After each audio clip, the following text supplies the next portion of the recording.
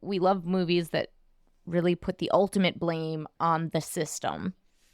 And it was clear from the top, the system, it was more about greed, though. You kind of saw the system as he walked into it. And I guess you could say the most evil person was De Niro, the uncle.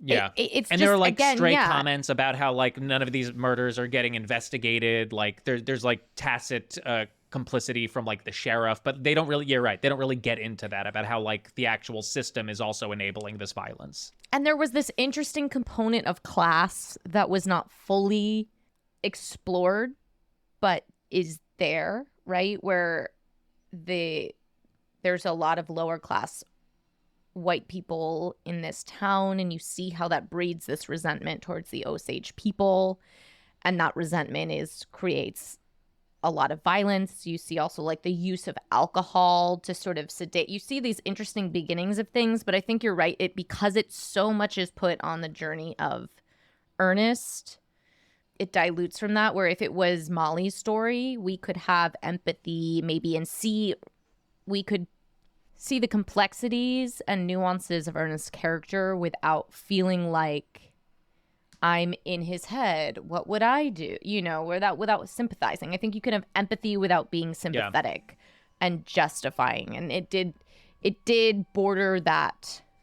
It was, I didn't leave feeling as much hatred as I wish or not hatred, but as much rage, like activating rage I'm sure if you're in your ancestry, you have Osage and you have in your indigenous you understand it in such a more complex way than this film allowed, I think, another audience to understand, which is why from Molly's POV, it would have really let us in. And that's really more worth exploring because we know the white point, we know the colonialist viewpoint. Like that's what we're taught in school. Yeah. Yeah. We live it every day.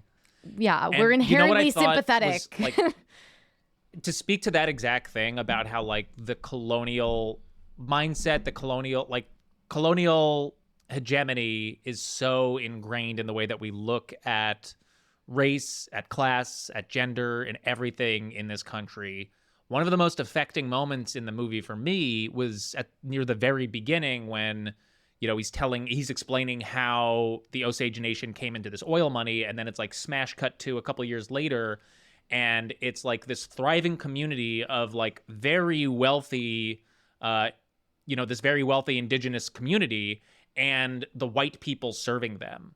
And it's like, it's maybe like 5 minutes of different, like, like a montage of like different scenes, like they're out on the town, they're at home, but it's all these different members of this community, and it's basically like flipped the visual image that we have seen through all of our education in this country of white people being served by non-white people. And just seeing that flipped on its head in the beginning was like, for me, I was like, whoa, like disconcerting isn't the right word, but it threw me.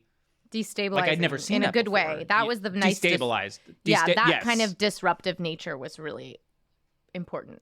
Yes.